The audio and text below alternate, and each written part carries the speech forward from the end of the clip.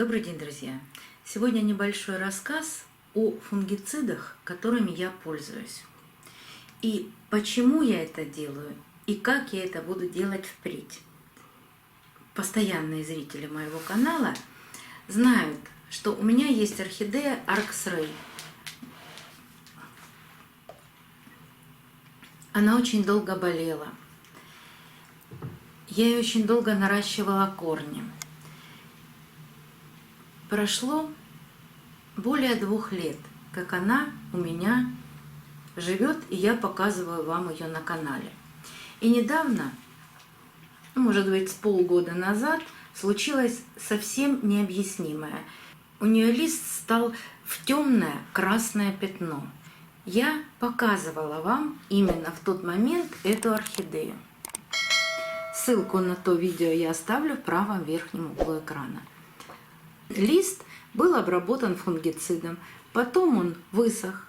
Я думала, что потеряна точка роста, но начал расти новый листик, но опять все это очень медленно и очень долго. Болеет ли сейчас эта орхидея? Сказать сложно. Мы с вами не биологи. Она и не погибает, но и активно не растет, хотя очередной корень она выпустила. Очень медленно все это происходит, но пока жива. И еще одна орхидея, я тоже вам ее показывала. Это орхидея детка от пенька, но мама-то по какой-то причине погибла, а причину мы с вами выяснить не можем. Это орхидея лунная серенада, очень красивый биглип.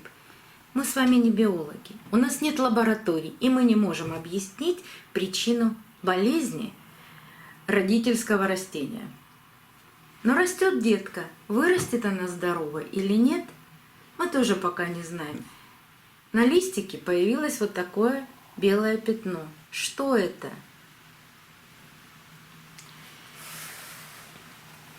Но у меня же огромная коллекция, огромная. Я считаю, что для квартиры более 300 орхидей это очень много. И эти орхидеи, конечно, стоят на полках в коллекции. Вот заражают они мои орхидеи или нет, это большой вопрос. Пока я не вижу такого, но это пока. Но можно же это пропустить. Я же не подхожу к каждой орхидее каждые 5 минут. И поэтому... Так, ребята, это что за драка такая? Ричи, отойди от кошки. Нельзя трогать кошку. Ричи. Ричи, отойди. Ну что ты таким голосом ужасным? А то он испугался и ушел.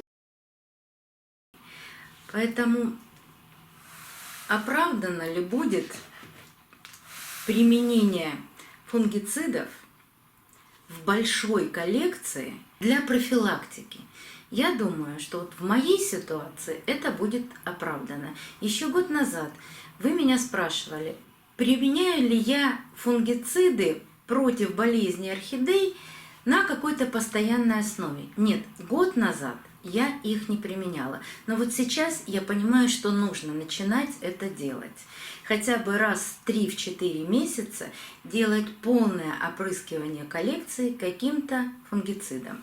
Каким? Сейчас я вам хочу показать, какие фунгициды у меня есть в наличии. Но даже фунгициды, они все разные. Я часто применяю, ну сейчас не часто, но часто применяла Максим. Но применяю только, когда есть черные гнили, или замачиваю корни, или черное пятно на шее орхидеи, ставлю небольшую точечку неразбавленным Максимом. Применяю фундазол.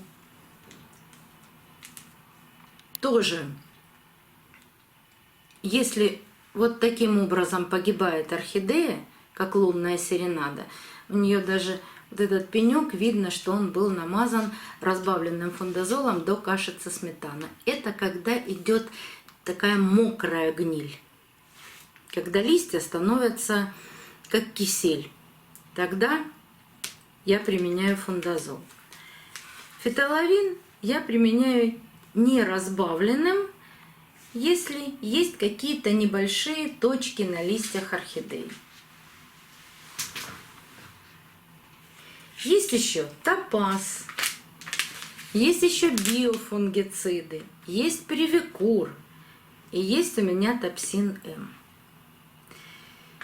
И наверняка там, где выращивают орхидеи, садовники, они не только системно опрыскивают орхидеи от вредителей, но и обязательно опрыскивают орхидеи от болезней, потому что они стоят все рядышком, они могут друг друга заразить. И я считаю, что большие коллекции действительно нужно системно обрабатывать. Может быть, это будет не самый сильный фунгицид. Например, привикур.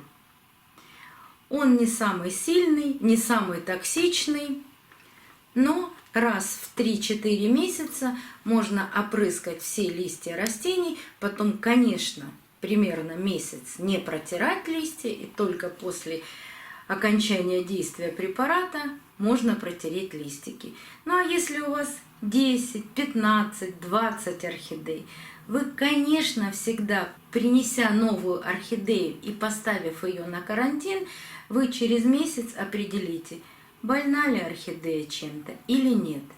А еще у нас в последнее время появилось на улице очень много больных каштанов. Листья поражены какой-то ржавчиной.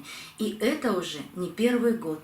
А у меня за окном, где стоят мои стеллажи с орхидеями, находится такой каштан. А что может проникнуть или с ветром попасть в комнату, это непредсказуемо.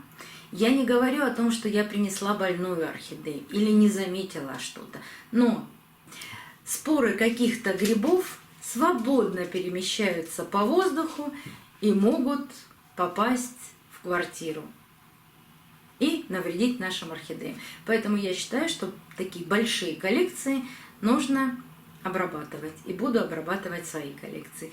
А еще я вам все время рассказываю, что я системно обрабатываю свои орхидеи от клеща.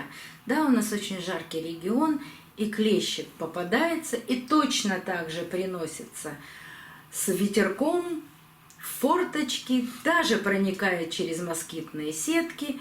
Но недавно я на своей орхидее обнаружила такого зверя, фотография появится.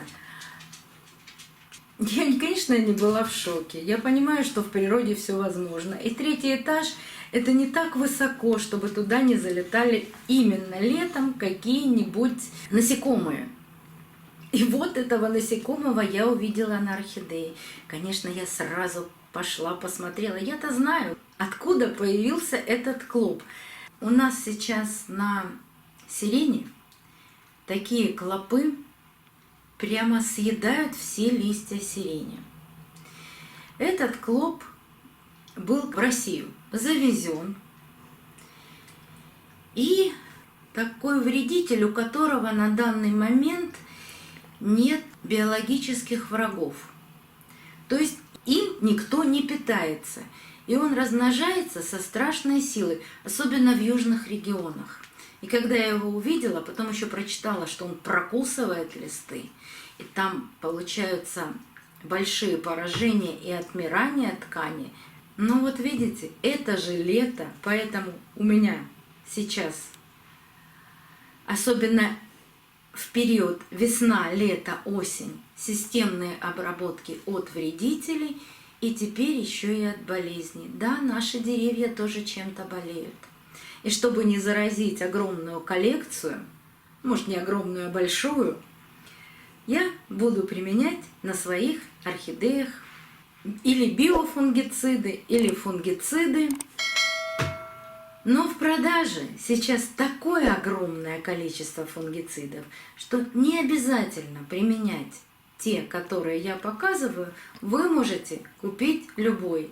Но предварительно, или когда вы видите в продаже какой-то фунгицид, можете прочесть инструкцию, потому что все фунгициды от разных грибов и от разных болезней. Хочу, чтобы и мои, и ваши орхидеи никогда ничем не болели. До новых встреч, друзья!